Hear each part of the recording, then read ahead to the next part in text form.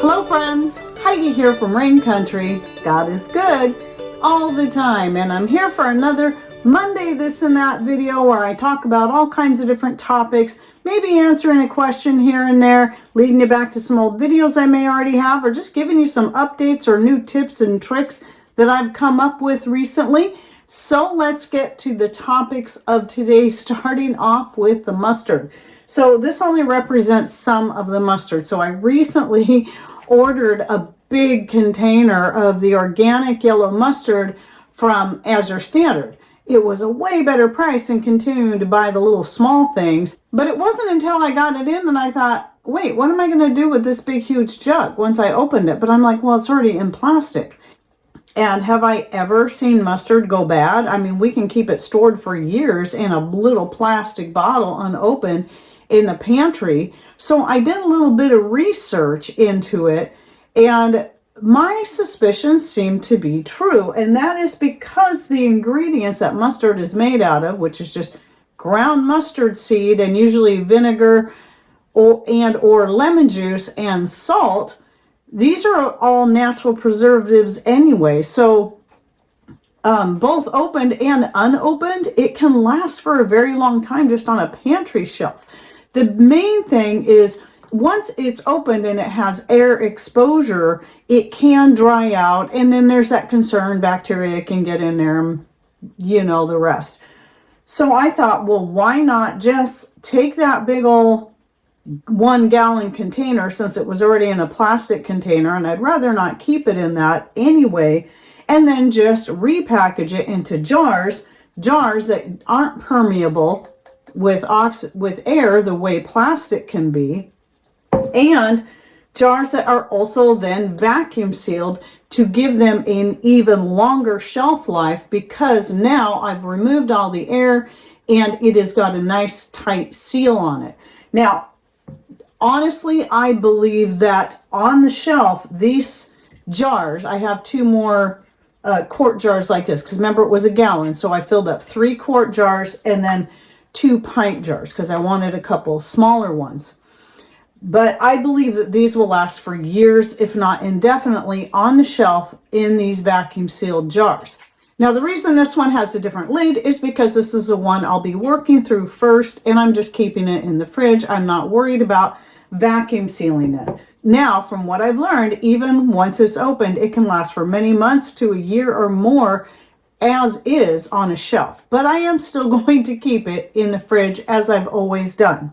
Even though I feel pretty comfortable and secure in that, because I'm new to putting the mustard up like this, I'm only going to be putting this 1 pint jar into my pantry and just keep an eye on it over time.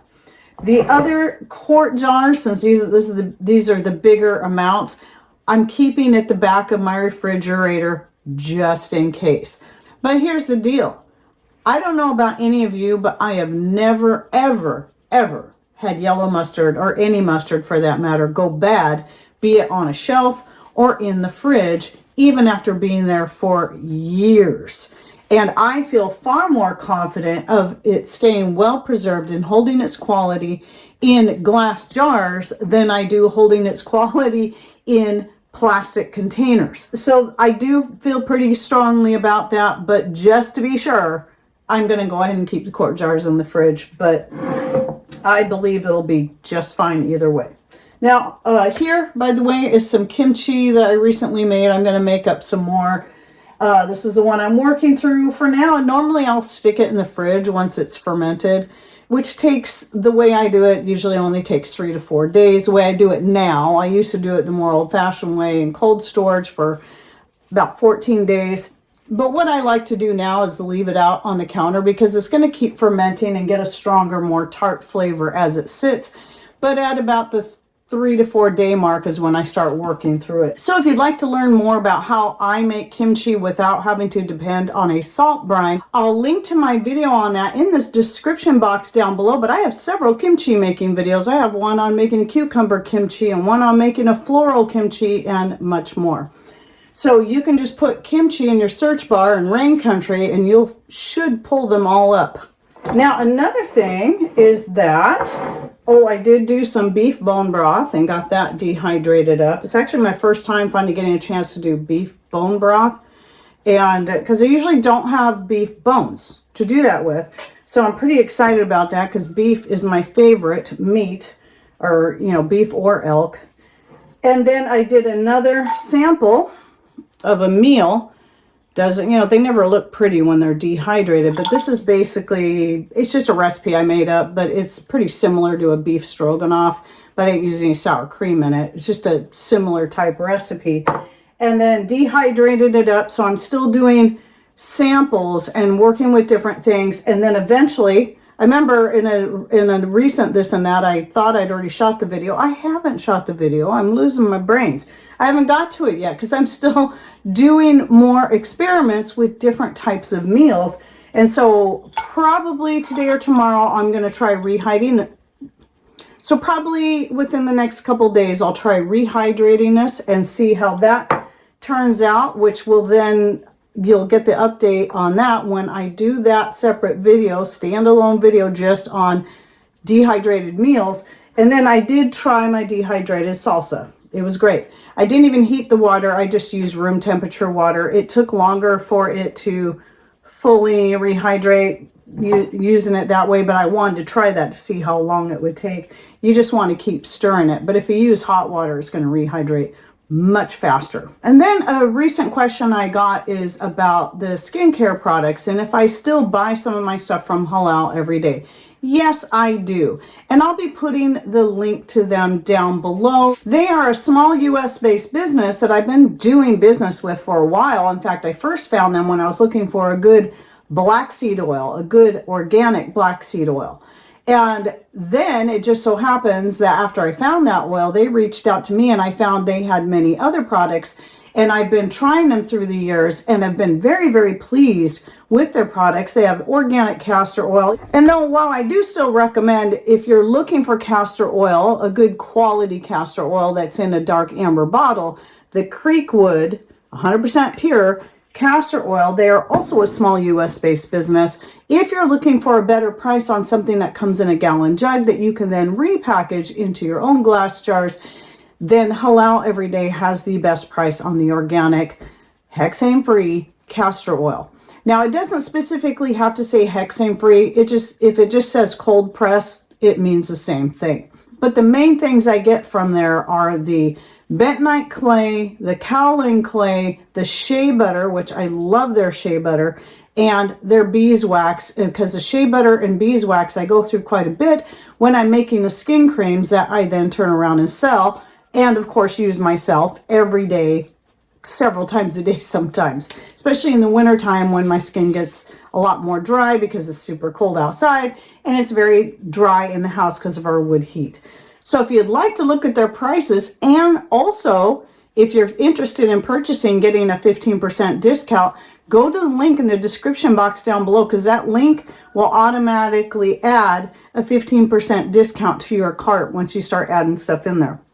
And even I can use that link and get 15% off. So not only are you getting a pretty good deal on the products as is, especially when you buy in bulk, but you get the 15% off too. So I just wanted to answer that question. I haven't had the link in my description box for a while or talked about it in a long time. And somebody recently asked me that and I just said, yep, still doing it. It doesn't mean that's the only place I get all my stuff, but that's where I get those main things there, the two clays, the shea butter, and the beeswax, and every now and then I'll try something different. And I have bought the castor oil before too.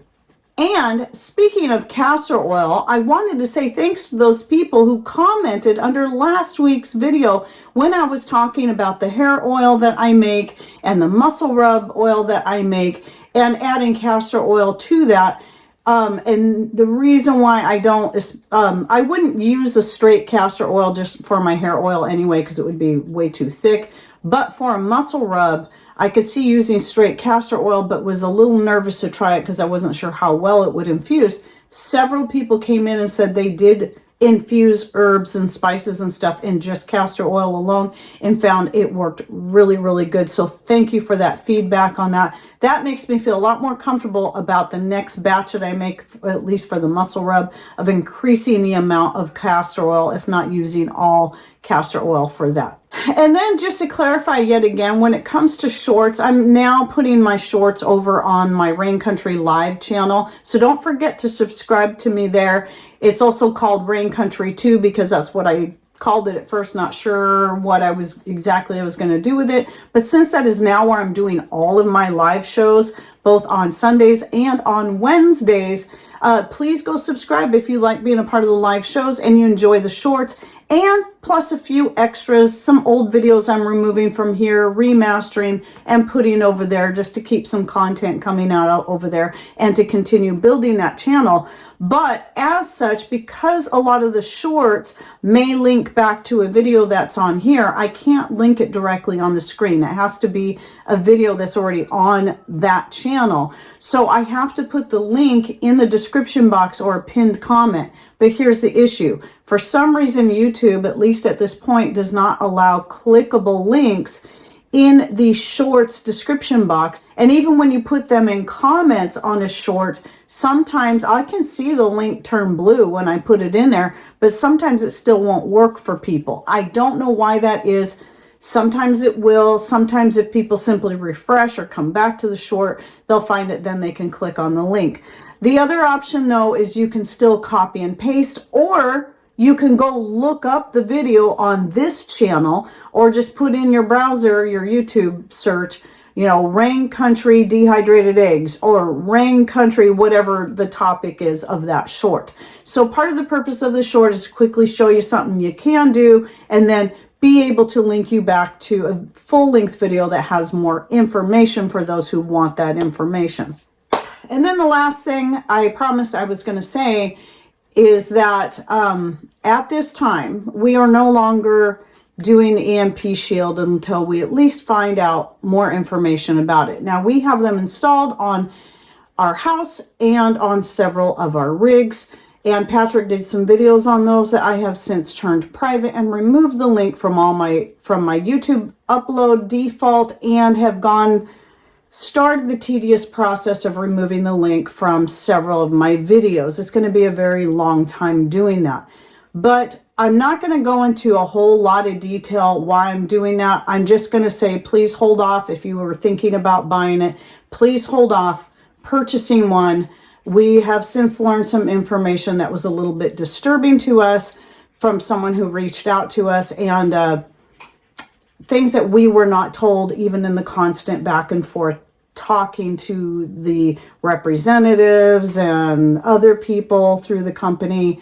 None of this was told us, and so thus there were certain things such as needing to have a licensed electrician install it for you, or the warranty on it is null and void, which means if something happens and that gets destroyed or any of your equipment gets destroyed as a result of the whatever it was, a lightning strike, a power surge, if you did not have a licensed electrician install it for you, then they won't pay out. They won't help you. They won't replace any of your equipment. Your warranty is totally null and void, which means ours is too, because Patrick installed them all. Even though he has electrician experience, he's not a licensed electrician, and they knew that. So that's all I'm going to say for now. If you would like a little bit more of the story, you can go back to the about 12 minutes in on the live show I did recently that I'll link to in the description box down below on the other channel. So that's just where we are right now. I'll keep you updated if we learn any more, because we may be reaching out to them and trying to find out what's going on here, see if we can get some better information. So anyway, I just wanted to put that out there, and I apologize to anyone who's bought one through us and then installed it themselves, because we were all made to believe this is easy to do yourself and it's fine to do it yourself, and so on and so forth. I don't know if it would help to have a licensed electrician come and look at it and then get some kind of written document on it. I don't know, but if you haven't installed it yet, just at least make sure you take that step to have a licensed electrician do it for you if you want your stuff warranted. Anyway, I hope you enjoyed my this and that for the week. Any thoughts, ideas you'd like to share with us, please put them in comments down below. And thanks for watching. Take care and God bless.